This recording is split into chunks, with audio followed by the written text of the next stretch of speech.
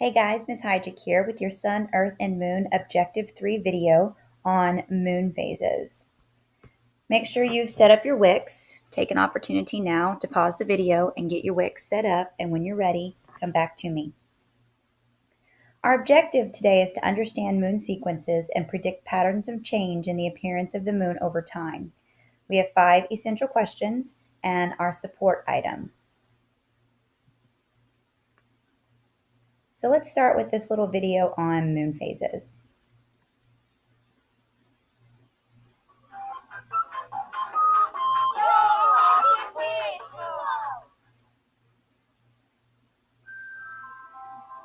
It's the brightest and most noticeable object in the night sky, but if you spend much time observing it, you will see that the moon is never quite the same from one night to the next. The moon has something we call phases, which means that it appears to change shape a little bit every night. To understand why this happens, we need to talk a little bit about the way the Earth and the moon move together in space. The moon orbits around the Earth, much like the Earth orbits around the sun. However, while the Earth takes about 365 days to travel once around the Sun, 1 year, the Moon completes its orbit around the Earth in only 29.5 days, or about 1 month. That's actually where the idea of months came from, the time it takes for the Moon to complete one orbit around the Earth, and the words moon and month come from the same root.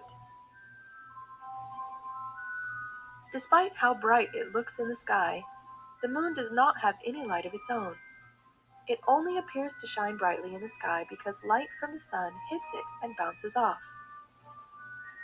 Just like the Earth, the moon has a day side and a night side, with half of it in sunlight and half of it in darkness at any one time. As the moon travels through its orbit around the Earth, that dividing line between day and night, called the terminator, is visible from different angles, giving the impression that different amounts of the moon are lit up on different days. The cycle of lunar phases begins with the new moon. At new moon, the moon appears completely dark because the unlit side is facing the Earth. New moon is the only time in the lunar cycle when a solar eclipse could happen, because it is the only time that the moon is between the sun and the Earth. After a few days, once the moon has moved along a little in its orbit, we can begin to see some of the moon's day side from Earth. What we see is just a thin slice of light called a crescent. We call it a waxing crescent because waxing means growing. The crescent moon will grow a little bit thicker every night until it reaches the next phase, first quarter. The first quarter moon is sometimes called the half moon because it appears to us that half of the moon is illuminated, but it is called first quarter because the moon is 1/4 of the way through its cycle. As the days pass, the moon continues to grow, soon entering its next phase, the waxing gibbous. Gibbous means humped or swollen, and again, we call it waxing because it grows thicker every night until it reaches the next phase, the full moon. A full moon is the biggest, brightest, and easiest phase of the moon to see. The moon rises at sunset and is up all night, so if you are outside and the sky is clear, it's hard to miss. The moon is halfway through its orbit around the Earth and is now on the opposite side of the Earth from the sun. During a full moon is the only time that a lunar eclipse can happen, because that is the only time that the Earth's shadow could fall on the moon. As the moon continues in its path, it appears to shrink again as we begin to see more and more of its dark side. A few days after the full moon, the moon will be a gibbous again, but this time it's a waning gibbous. Waning means shrinking or getting smaller, and so the moon will be waning for the rest of its orbit. The next phase is another half moon, but this time it's called third quarter, or sometimes last or final quarter, because the moon is 3/4 of the way through its orbit. Soon the half moon shrinks into a waning crescent, which will continue to shrink night after night until it vanishes completely into the next new moon. Big and bright and beautiful, different every night, but repeating the same cycle over and over. The moon is one of the best objects in the sky to observe, especially for someone just getting started. The next time you look up and see the moon in the sky, take a moment and see if you can identify which phase of the moon you're seeing, and try to figure out which one will come next. All right, so that's a great introduction into all of our different moon phases. So let's start with your Wix question number 1, the force that governs motion. Like all other forces that we've been talking about, gravity is the big one that governs the motion of objects in our solar system, including the moon. The Earth's gravity actually keeps the moon in orbit around it. Now, you may not know, though, that the moon is moving a couple centimeters further away from the Earth every year. So eventually, the Earth's gravity will lose its ability to hold the moon in orbit. Now, before we actually look at the lunar cycle, a few definitions that will maybe help you to keep a couple of these phases straight. So, waxing means to grow, and waning means to shrink. Crescent is when the lit portion of the moon is in a thin curved shape, and gibbous means that the lit portion of the moon is bulging or swollen. So, you're going to see these words repeated during the moon phase diagram that you need to draw. So here's your moon phase diagram. Now we have our sunlight coming over here from the right-hand side, and you see the Earth, which is where we are, and we are rotating on the Earth as it spins around its axis.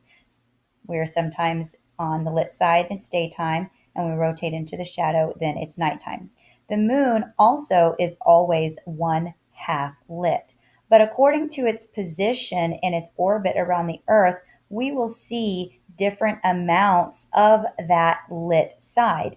And what we see is called a moon phase. So we're going to start here with the moon phase. The 1/2 of the moon that is facing the Earth is in darkness, and we call that the new moon.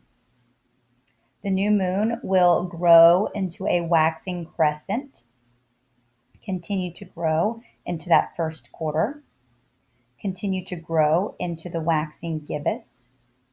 And when it's full grown, meaning the whole half of the moon that's facing us here on Earth is lit up. So what we see in the sky is a fully lit full moon. From this point, though, the moon is going to begin to shrink. So it's going to go into the waning phases. We have the waning gibbous, the last quarter, the waning crescent, and we're finally back where we started again with the new moon. Now, each phase lasts about 3.5 days. So if you take that and multiply it by the number of phases we have, a full lunar cycle takes about 29.5 days, or just about 1 month.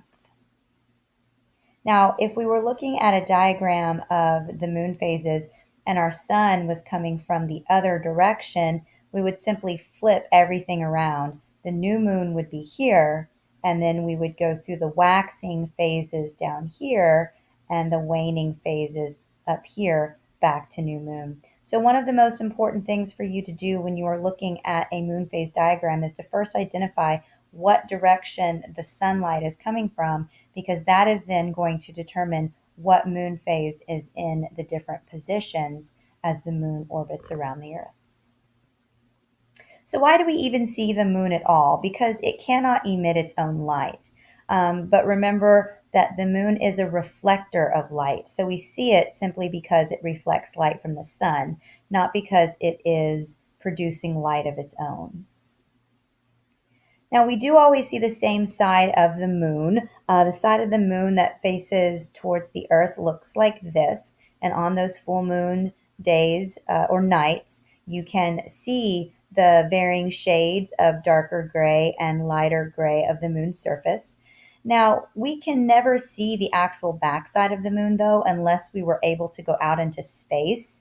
Now, the Luna 3 satellite did take a picture of that far side of the moon, which looks like this. Not as much variation in the colors of the surface. It's mostly just a lighter gray color.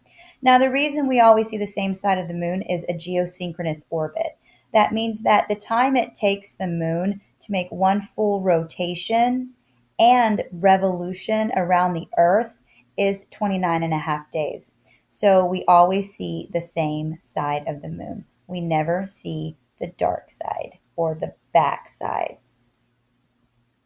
So why does the appearance of the moon change? If one half of the moon is always lit up, why then do we have these differing moon phases? Well, that's because the amount of lit surface that we see from the Earth changes as the moon revolves or orbits around us. And this is a repeated pattern every month, month after month after month. So with that repeated pattern, we can begin to make predictions on when we would see certain moon phases on different days of the month. So your support item, Halloween is quickly approaching. So I want you to first identify what moon phase we currently are experiencing, and then see if you can predict what moon phase we will see in the night sky on Halloween. All right, guys, I'm out.